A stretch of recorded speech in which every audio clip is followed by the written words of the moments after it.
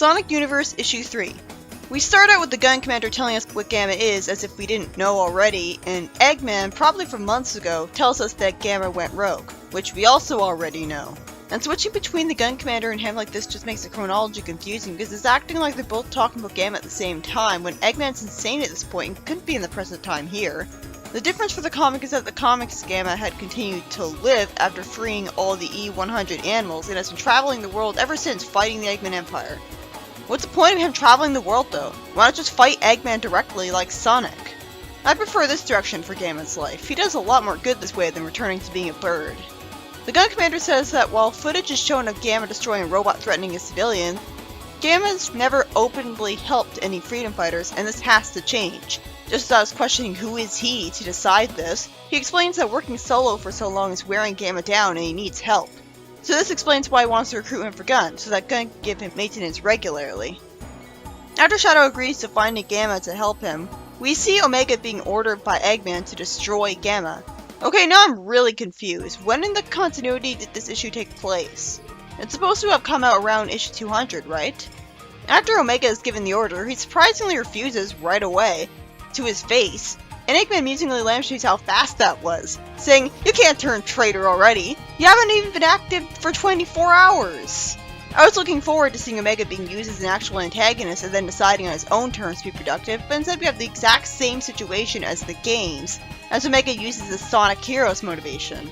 He says that he's been in storage for over a year. Wait, if Eggman just activated him, how does he know this? He also reveals that he was designed to destroy Sonic instead, and questions why that's not his first mission in disappointment. Eggman says that it's because Sonic is his target, even though he has no problem sending a whole bunch of other robots against Sonic, and never actually, literally, fights him himself. And Shadow says he doesn't need any support on his mission because he's badass enough, and thinks to himself that he doesn't want another living weapon to be lost on him. Shadow goes into the helicopter with the gun soldier piloting it, and meanwhile, Omega leaves to go on his new mission, or at least under the pretense of going on that mission, to avoid being thrown back in storage. Snively lampshades during this that this might not be wise because Omega apparently has more firepower than all of the old Badnik horde combined. And Eggman says he doesn't want anything distracting him or his new weapon from his rematch with Sonic. After a panel that proves that this is a story set before issue 199, Shadow jumps out of a helicopter being proud enough to not use a parachute, saying that he doesn't need one, and then stopping his fall just fine. I want more moments like this with him. He sees some Gamma tracks in the snow and figures out that he was moving downhill. Then Gamma shows up, recognizing Shadow surprisingly easily, and says that he's gullible enough to fall for his trap and it's his priority one now. Why would he trap him? Isn't he a hero? Gamma insists that assistance would only slow him down, which is really illogical of a robot to think that and be prideful like that, because he should know that regular maintenance of his damage or whatnot would be vital, since he apparently can't repair himself. Even though if you talk to Gamma at Sonic Adventure after his fight, he says that he has auto-recovery systems, so really he shouldn't have any problem being alone.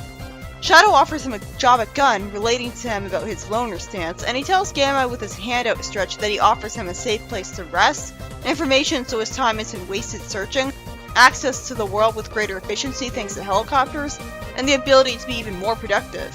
Gamma then shakes his hand, which was actually pretty sweet and made me smile. I'm glad it was that easy. Out of complete nowhere, Gamma's magically able to detect the presence of an Eggman robot before it even shows up, wasting a few panels nonsensically when we could have just cut to Omega ambushing them and that would make more sense. Already I'm enjoying Omega, as he shows personality by being arrogant, saying that Shadow will be a great test of his strength because he's even stronger than his original Sonic target, and calling Gamma decrepit. After Shadow tells Gamma to run off to the extraction point, he spin dashes into Omega's cannon and gets fired away like in Heroes. And Omega cruelly taunts Gamma about how he can't get far with his hover thing and is slower and weaker than him. Gamma actually responds to that, saying that Omega is heavy, unwieldy, and louder with his jets, while Gamma is nimble. It's kind of funny seeing robots who try to talk emotionlessly trash-talking each other. And he knocks him over with his gun, saying that he's more of an assassin. Surprisingly, he admits that he is outdated after that, and that the heroes need someone more useful, and out of nowhere once again, he says that Omega cannot destroy his soul, and he'll prove to him that robots do indeed have those. He says that he acquired a data stream out of nowhere, and his upload is complete, and after an explosion, Omega complains about feeling remorse for the first time. It's not that I don't like the concept of Gamma uploading his soul to Omega, it's that I have no idea how the fuck that works. and it's unnecessary. It's not like he cast a magic spell. Gamma says in Omega's mind that he isolated the coding he developed when he gained free will and sent it to Omega. A robot can just develop free will coding out of nowhere? How? Omega immediately panics that he's got a virus and shoots the ground, and Gamma reassures him that what he gave him was the ability to be more than just a weapon. He admits that as his code integrates, he'll disappear, but his mission will live on as Omega starts speaking in normal text boxes, because apparently having a soul does that. Is that representing his voice changing for some reason? Omega says that while his purpose used to be to crush all life arbitrarily, now the thought makes him uneasy, giving him depth to his character that we never saw in the games. And he realizes that now he even has thoughts and can be uneasy. He clearly did have thoughts before this. Most notably with him being rebellious against Eggman when he got released, which also proved he had free will and didn't need Gamma's free will coding. If free will coding is the soul, then why didn't he gain it the minute he turned on Eggman? Gamma should have phrased it as him uploading his mind to him, but even then that might have just come off as him taking over his mind and making Omega not really himself anymore, when really Gamma just gave him a conscience. That's what he should have said. Shadow convinces Omega to join Gun, and I like how Omega gets excited over the prospect of revenge against Eggman for wasting his potential, rather than just wanting a new purpose of being all good. This is more a character for him, having that wrathful motivation. After they make a grave marker in the soil, Omega amusingly threatens to turn Shadow into Link sausage if he ever tells anyone about his moments of weakness.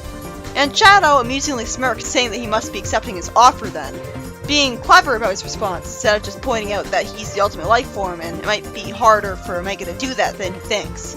Hope geeks out over how half Omega's weight is in ammo, and after Shadow complains about how 2 living weapons were now lost on his watch, Rouge charmingly makes fun of him with Hope for being mopey. The story ends with Hope getting her zone-breaching platform in working order for Shadow and Rouge to go find another Chaos Emerald.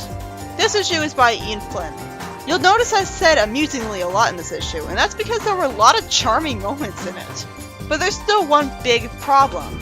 Again, it's not that I don't like the concept of Gamma transmitting his soul to Omega so that he lives on through him, or more accurately, Gamma giving Omega a conscience. The big problem is that I have no idea how he could have done that wirelessly. It's not like he had a bunch of magical rings or Chaos Emeralds on him or anything, and it was totally unnecessary. At least felt that way anyways. It was supposed to be the justification for why Omega would decide to go from being destructive to joining Gun so quickly without a whole game of traveling with Shadow first. But since he was rebellious against Eggman the minute he was first given a mission, showing both free will and thoughts of his own, you'd think him joining Gun on rebelliousness would be easy enough without needing Gamma to somehow convince him. Not to mention that Gamma just giving up trying to fight him and getting this idea in the first place also came out of nowhere. It was a big confusing twist that was unnecessary, but hardly the worst thing ever.